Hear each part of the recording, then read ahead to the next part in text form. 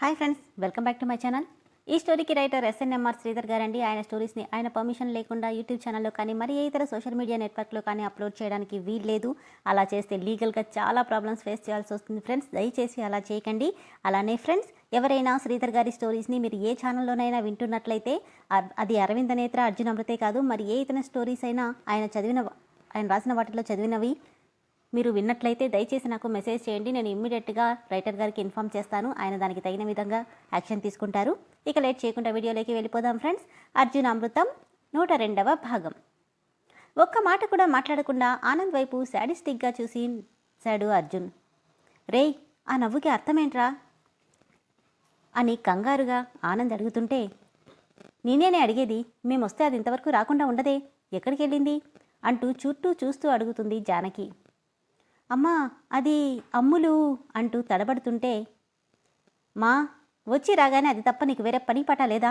ఇప్పుడే వచ్చారు, ముందెళ్ళి ఫ్రెష్ అవ్వండి, తర్వాత మాట్లాడుకోవచ్చు అని అర్జున్ అనడంతో, అసలే ఆయన హెల్త్ బాగాలేని మనిషి, టైంకి ఫుడ్ అవి తీసుకోవాలి అని అర్జున్ గట్టిగా చెప్పడంతో, నిజమేనండి, మీరు నిన్న రాత్రి కూడా భోజనం చేయలేదు, మందులు కూడా వేసుకోవాలి, ముందు పదండి అనడంతో రఘురామయ్య, అమ్మ అంజలి, అమ్ములు రాగానే నా దగ్గరికి పంపించు. మీ దగ్గరికి మళ్ళీ పంపాల్సిన అవసరం లేదు, మీరు వచ్చారని తెలిస్తే చాలు, కోతిపిల్లలా ఎగురుకుంటూ వచ్చేస్తుందిలేండి అని వెటకారంగా అన్నాడు అర్జున్. జానకి, నీ కొడుకుని నోరు అదుపులో పెట్టుకోమని చెప్పు, నా కోడల్ని కోతి గీతి అన్నాడంటే బాగోదు చెప్తున్నాను అని సీరియస్గా చెప్పి రఘురామయ్య అక్కడి నుండి రూమ్లోకి వెళ్ళిపోయాడు. కోడల్ని ఒక్క మాట అంటే చాలు, ఈయనకి ఎక్కడో పొడుచుకొస్తుంది. ఏంట్రా నువ్వు కూడా, మీ నాన్న గురించి నీకు తెలుసు కదా, సైలెంట్గా ఉండు అని జానకి అంది. తప్పే పన్నానమ్మా, కరెక్టేగా చెప్పింది. అబ్బా, తండ్రి కొడుకులు ఇద్దరూ మొండివాళ్లే, ఎవరికీ చెప్పలేను అనుకుంటూ ఫ్రెష్ అవ్వడానికి లోపలికి వెళ్ళిపోయింది జానకి. అన్నయ్య, ఇప్పుడు నాన్నకేమని చెప్పాలి? అమృత ఇంట్లో ఉండట్లేదని తెలిస్తే ఇంకేమైనా ఉందా? ఏమవుతుంది, నిజాన్ని ఎన్ని రోజులు దాస్తారు? ఉన్నది ఉన్నట్టు చెప్పండి, కాకపోతే కాస్త తిన్న తర్వాత చెప్పండి. అసలే ఆయనకి ఆపరేషన్ జరిగి సంవత్సరం కూడా అవ్వలేదురా, ఇప్పుడు ఏమైనా షాకింగ్ విషయాలు చెప్తే ఆయన ఆరోగ్యం ఏమవుతుంది అన్నాడు ఆనంద్. అందుకని ఎన్ని రోజులు దాస్తావు చెప్పు, లేదంటే దాని కాళ్ళు పట్టుకుని ఇంటికి తీసుకోవరాలా? అంత కర్మ నాకు పట్టలేదు, ఉన్నది ఉన్నట్టు చెప్పండి, జరిగేది ఎలాగో జరుగుతుంది అని విసుగ్గా అక్కడి నుండి వెళ్ళిపోయాడు అర్జున్. మొబైల్ తీసుకుని అమృత ఫోటో చూస్తూ, చూసావా, దేవుడు కూడా నా వైపే ఉన్నాడే, నేనేదో 4 రోజుల్లో నువ్వే పరిగెత్తుకుంటూ వస్తావని చెప్తే అది కాస్త నిజమై కూర్చుంది. ఏంటే, నాకు నీకు సంబంధం లేదా? జీవితంలో నా గడప తొక్కవా? నీ మావయ్య కోసం ఎందుకు పరిగెత్తుకురావో నేను చూస్తాను అంటూ తనకి కాల్ చేశాడు. బూందీని అర్జున్కి నచ్చినట్టుగా చిన్న చిన్న లడ్డూలు చుడుతూ, మా మావయ్య కూడా లడ్డూలంటే ఎంత ఇష్టమో, ఒకసారి వస్తే బాగుండు.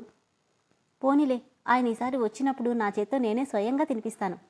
ఇప్పటికైతే వాడు తినని, వాడికి అసలే లడ్డూలంటే పంచప్రాణం, పాపం నోరు తెరిచి మరీ అడిగాడు అనుకుంటూ నవ్వుకుంటూనే లడ్డూల్ని చుట్టుకుంటుంది అమృత. ఇంతలో, అమృత, అమ్మాయి అమృత అంటూ వచ్చింది సులోచన. ఆంటీగారు రండి, ఇక్కడే ఉన్నాను. ఏం చేస్తున్నావమ్మా, గుడికేమైనా వస్తావా అంటూ వచ్చింది. కాస్త లడ్డూలు చేస్తున్న అమృతని చూసి, అమృ, ఏంటి ఇదంతా, ఏం చేస్తున్నావు? నవ్వుతూ, లడ్డూ చేస్తున్నాను ఆంటీగారు. అది తెలుస్తుందమ్మా, కానీ ఇప్పుడెందుకు చేస్తున్నావు? అర్థం కాక, అంటే అదేనమ్మా, పాపం నా కొడుకు ప్రాజెక్ట్ పోయిందని చాలా బాధగా ఉన్నాడు కదా, ఈ టైంలో నువ్వు సంతోషంగా లడ్డూలు చేస్తుంటే అర్థం కాలేదు. అమ్మో, నిజమే కదా, ఆయన ఇంత బాధగా ఉంటే నేను లడ్డూలు చేసుకుని తింటున్నానని చెప్తే బాగోదేమో. ఇప్పుడు ఏదోటి చెప్పి మేనేజ్ చేయాలి, కానీ ఏం చెప్పను? ఏంటమ్మా అంతలా ఆలోచిస్తున్నావు? ఏం లేదండి, సంతోషంగా ఉన్నప్పుడే, సంతోషం వేసినప్పుడే స్వీట్ తినాలని రూలేం లేదుగా. బాధని కూడా సంతోషంలా అనుభవించినప్పుడే కదా మన జన్మకి సార్థకత. పైగా ఓటమి ఎప్పటికీ గెలుపుకి తొలిమెట్టే. ఇప్పుడు ఓడిపోయినా ఫ్యూచర్లో ఎప్పుడూ గెలుపు మనదే. బాధపడుతూ కూర్చుంటే ఏమొస్తుంది చెప్పండి? దాన్ని కూడా తీయగా తీసుకున్నప్పుడే మన జీవితంలో బాగా ముందుకెళ్ళగలుగుతాం. అందుకే సార్ కోసం ప్రత్యేకంగా లడ్డూ చేస్తున్నా. పాపం సార్ అసలే ప్రాజెక్ట్ పోయిందనే ఫ్రస్ట్రేషన్లో ఉన్నారు కదా.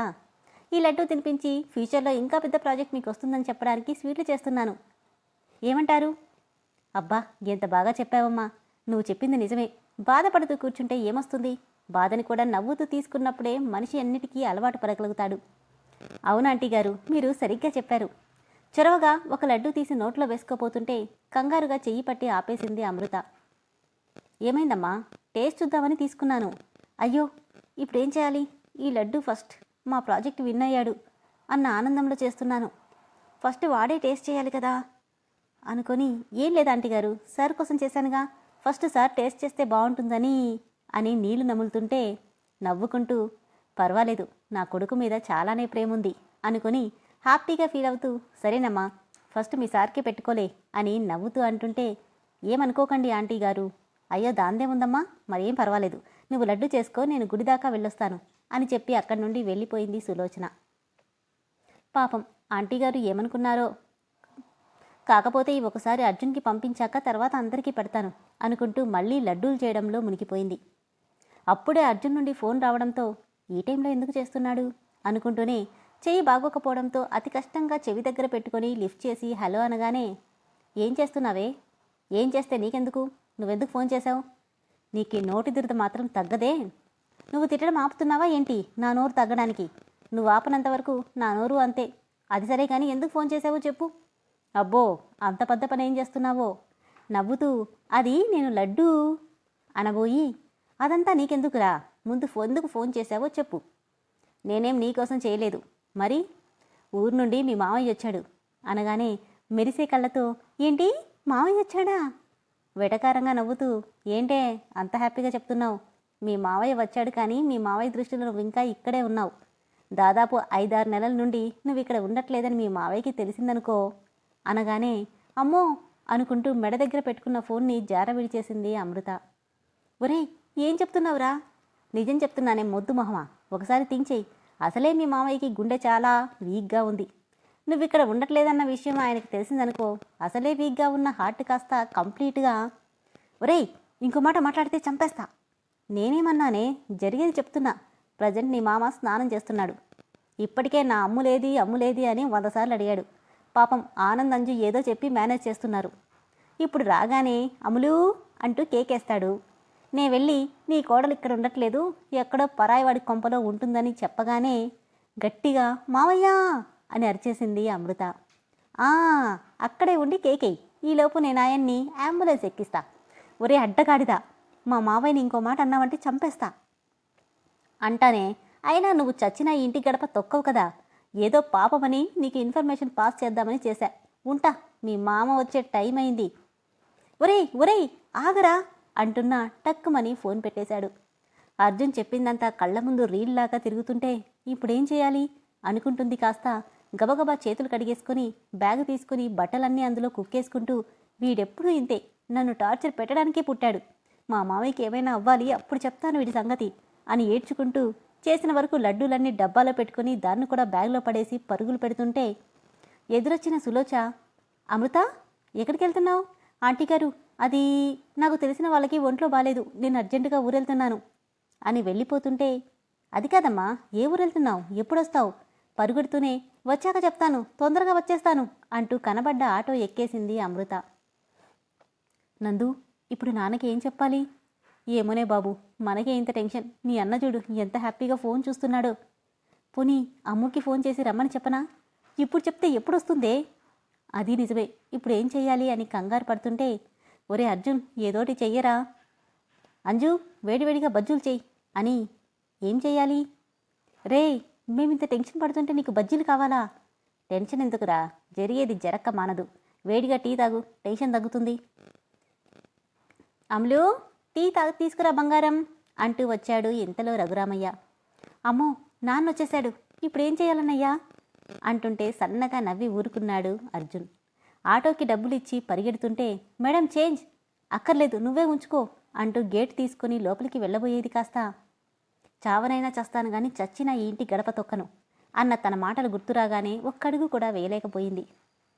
ఇప్పుడేంటి చేయడం, మా మామయ్య కోసమైనా వెళ్ళాలి అనుకుంటూ అడుగేయబోయి, అవును నేను వీడి గుమ్మం తొక్కనన్నాను కానీ దొడ్డి గుమ్మం తొక్కనలేదు కదా అనుకోగానే పరిగెత్తుకుంటూ వెనుక వైపుకెళ్ళి తన బ్యాగ్ని గోడ మీదకి విసిరేసి, బ్యాగ్ విసిరేశాను కానీ ఇప్పుడు నేనెలా ఎక్కాలి అనుకుంటూ చుట్టూ చూస్తే 2 చిన్న ఇటుకరాళ్ళు కనిపించాయి. వాటిని నిలువుగా పేర్చి అతి కష్టంగా ఎక్కుతుంటే టప్పుమని కింద పడిపోవడంతో చెయ్యి గీరుకుపోయింది. అబ్బా అనుకుంటూ చెయ్యి తుడుచుకుని మళ్లీ పైకెక్కి అతి కష్టంగా గోడ దూకేసింది. చుడిదార్ కట్లో నుండి నడుం దగ్గర చూసుకుంటే పొట్టతో సహా ఎర్రగా వాచిపోయి కనిపించింది. అమ్ములు, అమ్మా అమ్ములు అంటున్నా తనెక్కడా కనపడకపోవడంతో అంజు అమ్ములేదే కనిపించట్లేదు అంది జానకి. అమ్మా అది నిన్నే అడిగేది, అమ్ములేది? ఏమోనండి, వీళ్ళని అడిగితే చెప్పట్లేదు. గట్టిగా నందు అమృత ఎక్కడా? మావయ్య అది అమృత. ఏమైంది నా కోడలికి? ఇంతవరకు ఇంట్లో కనిపించట్లేదు, ఎక్కడికెళ్ళింది? మిమ్మల్ని అడిగేది, నా కోడలెక్కడా అని గట్టిగా రఘురామయ్య గర్జిస్తుంటే మావయ్య అమృత అంటూ ఆనంద్ ఏదో చెప్పబోయాడు. అర్జున్ కలగజేసుకొని రేయ్ ఏంట్రా ఈ ముసుగులో గుద్దులాట, అదెక్కడికెళ్ళిందో చెప్పకుండా. అన్నయ్య వద్దన్నట్టుగా తలుపుతుంది అంజలి. అమ్మా అదసలు ఇంట్లో అంటుండగానే మావయ్య అంటూ పరిగెత్తుకుంటూ వచ్చి ఆయన్ని గట్టిగా హక్ చేసుకుంది అమృత. మెరుపు తీగలా ఉన్నట్టుండి ప్రత్యక్షమైన అమృతని చూడగానే అంజు ఆనందులు షాక్తో బిగుసుకుపోయారు. అమలు ఎలా ఉన్నావు తల్లి? ఆయన బుర్రమీసాలు లాగుతూ చాలా బాగున్నాను, నువ్వెలా ఉన్నావు అంటూ ఆయన్ని రౌండ్గా తిప్పుతూ చెప్తుంటే వీళ్ళు మారరు, ఈయన దగ్గరుంటే ఇది మరీ పసిపిల్లలా మారిపోతుంది అనుకుంటూ నవ్వుతూ వాళ్ళని చూస్తున్న అర్జున్కి మోచెయ్యి గీరుకుపోయి కనిపించింది అమృతకి. మావయ్య పేరు చెప్తే చాలు, దీనికేమైనా పట్టించుకోదు అని నవ్వుకున్నాడు అర్జున్.